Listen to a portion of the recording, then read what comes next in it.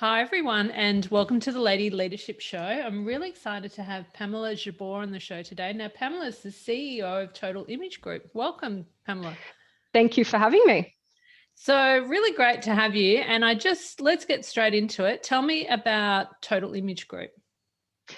Yeah, straight into it, okay. So Total Image Group, we design and manufacture uniforms. We work across a myriad of verticals: healthcare, hospitality, retail, automotive, pretty much anything that has a logo on it. And for us, our biggest point of difference and what I'm super passionate about is the importance of what you wear to work and how you feel when you get dressed. And from a company standpoint, your uniform is responsible for telling your brand story. What is it that you mean? What do customers think when they see somebody wearing that item of clothing? What do your employees think when they wear that piece of clothing? And so for us, it's uniforms with purpose and uniforms that make people feel good. I love it. I used to work for a fashion retailer, so it was a bit of a competition as to who could have the best outfit in the office of a day. And uniforms just saves you from all that. Absolutely. But I like the fact about, feeling good when you dress to go to work. And, Yes. I must admit, I've kept my kind of red lipstick going all through COVID just to kind of make me feel as though, I'm motivated, etc., even though I'm, being at home. So I love it. Uniforms with purpose. And I think COVID did just that. I think people underestimated the value of the ritual of getting up, getting dressed, putting on a power outfit, and how that made you feel.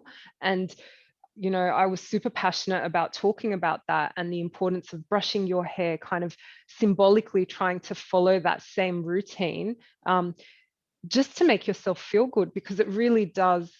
I mean, it makes a big difference. And I know for those that are now coming back to work, how good it feels. I mean, daunting at first, but how good it feels to kind of put that business shirt back on, or for us women to put on a pair of heels and get our hair done. Yeah, I think it's something that wasn't appreciated enough. And now that we're doing it again is super appreciated. Yeah, I must admit, I really haven't worn heels for 12 months, and I've got very curly hair for any of the listeners, so I'm not necessarily brushing my hair during the day, but I do love a good blow wave. So Yeah. I know exactly what you mean. And tell me, how did you get started? Because I know this is a company that you launched yourself. Is that right? Yes. Yes. Yeah. So At that's 21. Yeah. when you were 21. So Yes. let's go there. Okay, so I grew up with business. My father owned a number of businesses, and I saw him start them, how they ended, and all that kind of thing. So I learned a lot from him. And while I was in uni, Dad's business was in fashion manufacturing. And when I launched Total Image, he'd had that business for 20 years, and he was one of the first businesses to manufacture on behalf of fashion brands and set up an office in China and manufacture there. And for me, I knew I wanted to work with Dad, but I didn't want to work with Dad. I knew I wanted to work in fashion, but I didn't really want to work in fashion. And he was manufacturing business shirts and suits. So kind of came up with the idea to leverage off his supply chain, Yeah. and bring fashion to uniforms. So I studied marketing, and again, part of that was understanding the power of a brand. And I was so surprised 16 years ago how few companies actually focused on that. And 16 years ago, uniforms were purely about an embroidered shirt and not about fashion. There were very few options, particularly for women. And so when we launched, that was our edge. We took a marketing approach, and I was super passionate about that, and super passionate about fashion and how you felt when you dressed. And so kind of snowballed from there. Yeah, it Yeah. came together. Yeah. Because I do remember, because I'm old enough, I do remember, when uniforms were a bit daggy, Yes. really. They've Yeah. come a long way. Yeah, absolutely. And so what are some of the brands that you work with? We work across a lot of different industries. So we do the Woolworths supermarket uniforms, so those green checkered shirts that you see in store. Did you come up with those ones? Yes, yeah. Okay, So so I'll tell you a story here. So I was in the boardroom when HR brought those into that boardroom and said, we've had these shirts created and showed it to the rest of us. Oh, wow. Yeah, Small yeah. world. I mean, that's quite a few years ago now, Yes, and it is. they were revolutionary in terms Yes. of how the stores were looking at that time. And that Yes. was like a real fashion step. And so I shit you not, I was in that boardroom on that day when the HR lady came in and said, "Have a look at these new shirts that we've created." And there was a few different styles, and everyone was blown away. Yeah. No, thank you. Gosh. Yes, that is such a small world.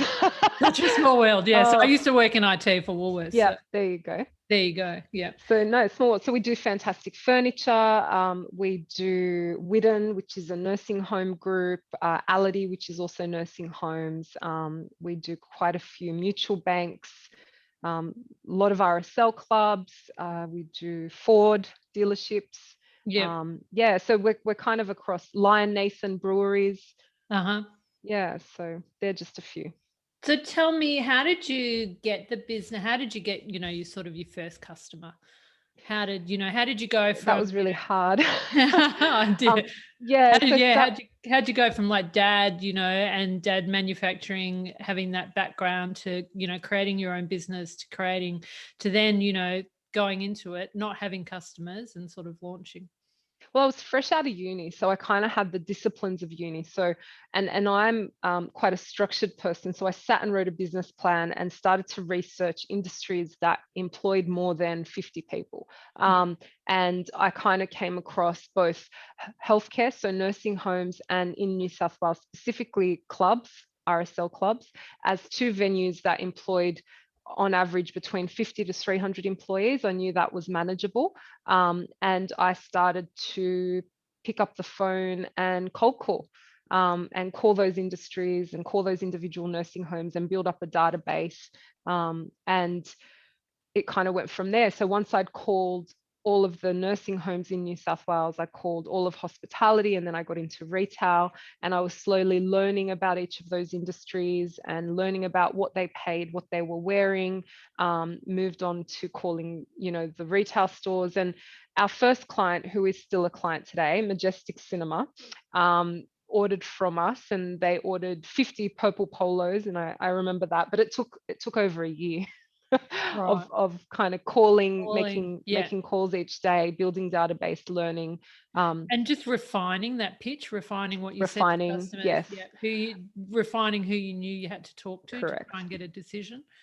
Yeah. But what I also learned, and I guess it's quite painful till this day, is in our industry, and I'm sure there are other industries like uniforms, it is a real long sales cycle. So our close can take anywhere from quote to close 6 to 12 months. That's actually quite normal. Yeah. Yeah. And again, I didn't know that at the time. So through the years, I've learned to be a lot more patient. It is Yeah. a very slow sales process. Yeah. And having worked at Woolies and like that change that it took to go through that organization, absolutely. People want to see the product, they want to see samples of the product, then they want to, show the product to everyone that, Correct. agree, and, then you've got to get it manufactured, et cetera, et cetera.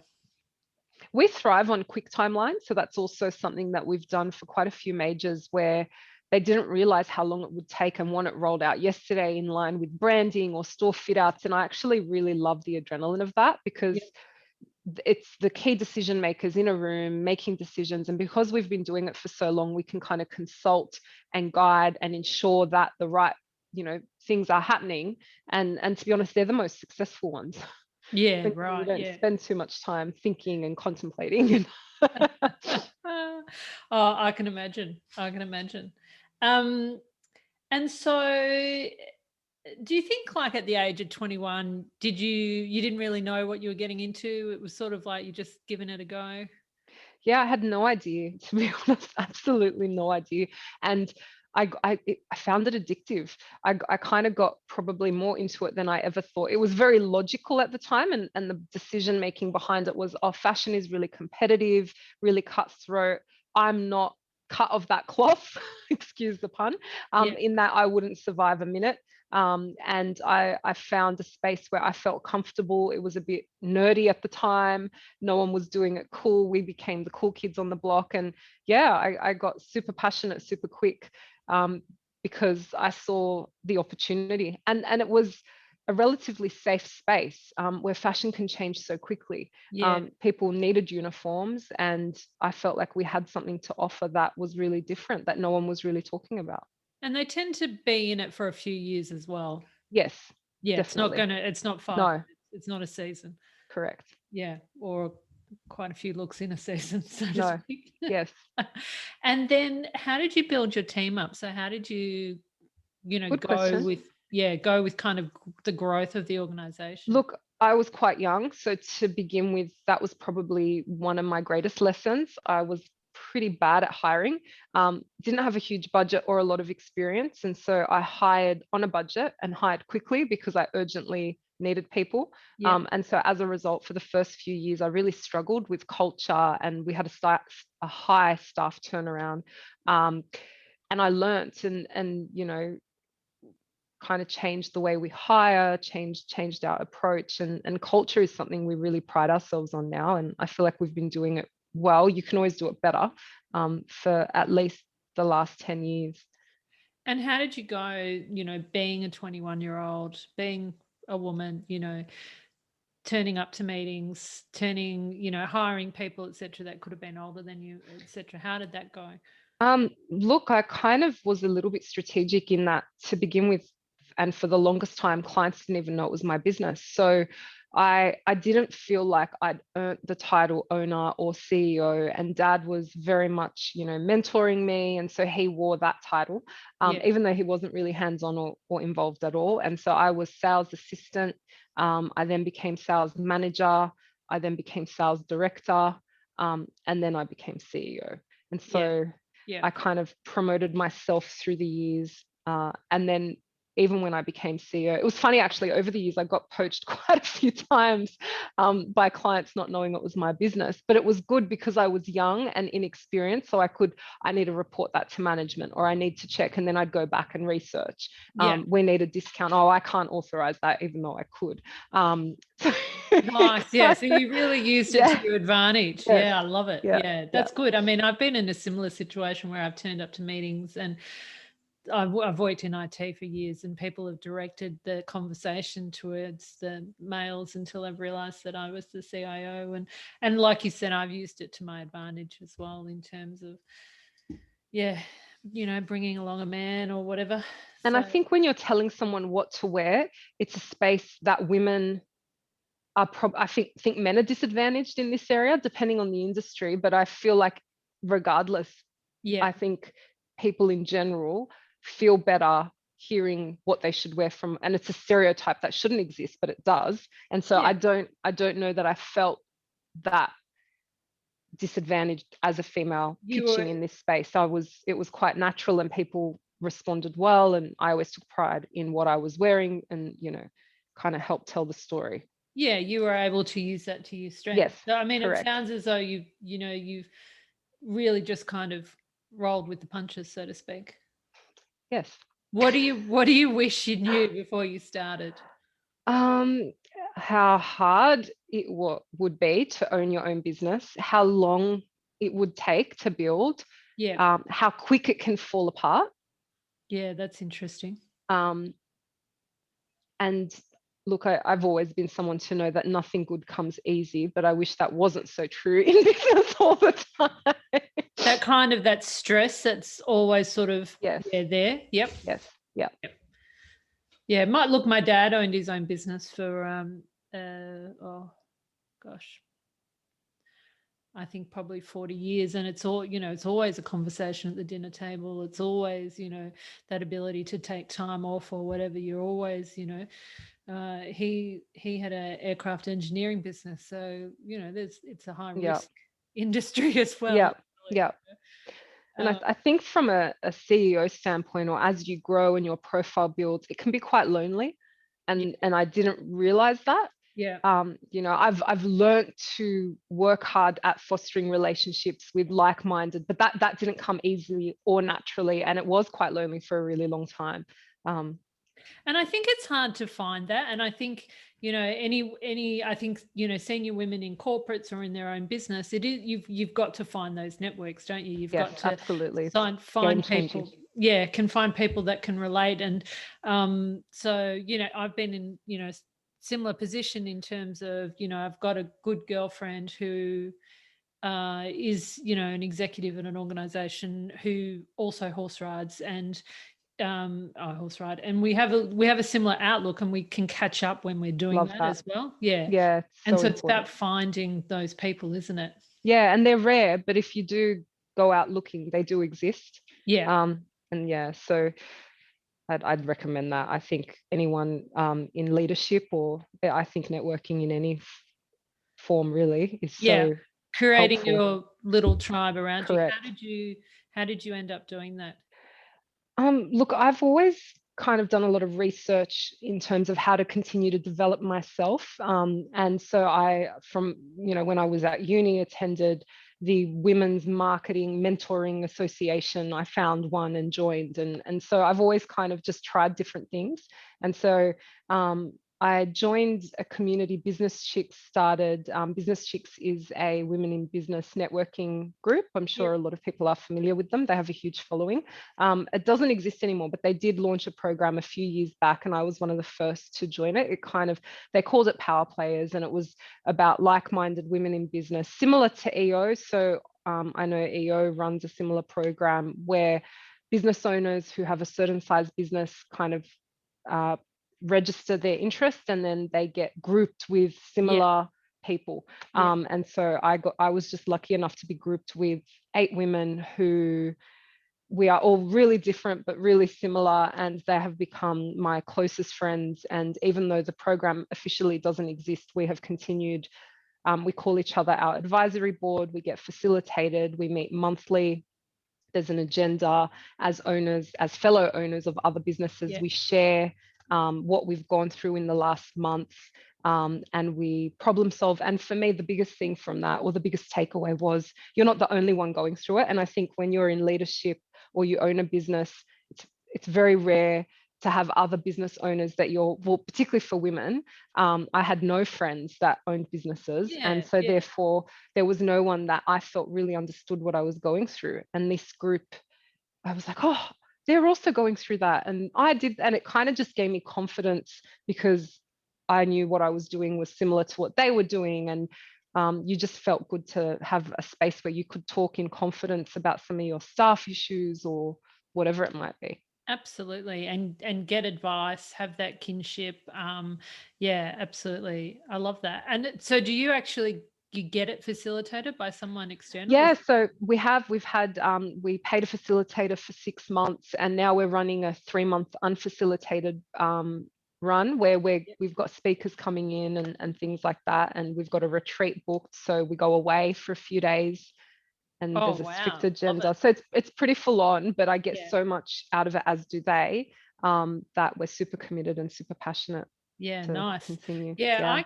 I created a little group with it's 8 women as Yes, well, because I feel like eight's a good number. They it sort of is. say anything, pizza size, it's round a pizza box type thing. And so we created a group a couple of years ago now. We meet up quarterly. It was a group of women that were connected to technology. We're all kind of doing different things, but we have a little WhatsApp group. We always have a point of conversation when we catch up, like a dinner. What are you struggling with, or that Yeah. type of thing. Yours sounds like the next kind of level on top of Yes. that. Yeah, Yeah. great. It is. Yeah. So Yeah, I really recommend that. And so for anyone on the call, I know One Roof, which is a women's digital online space, that they have a lot of business owners connected to that group. They're all sort of digital and online now. So if anyone's listening and they're thinking, yeah, that sounds like a good idea, then yeah, start to connect in with Business Chicks, start to connect in with One Roof, and yeah, you've got to kind of find it, don't you, as well? yeah, you do. I think if it's industry relative, or I'm also a member of Family Business Australia, and I, participate a lot there. And again, people that own their own business and work with family, there's a different set of issues or kind of things that you understand. And so I've gained a lot out of joining Family Business Australia as well. So I've always kind of proactively looked for what works for me, industry, what is, Yeah. where will I get the most value.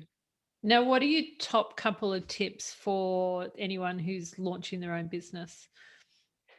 I always say patience, Yep. persistence, Yep. and passion. Yeah. And yes, it's 3 Ps, but and I know not everything you're passionate about can make you money, but I do really believe that if you're not passionate about something, it's really hard. And owning your own business is already difficult.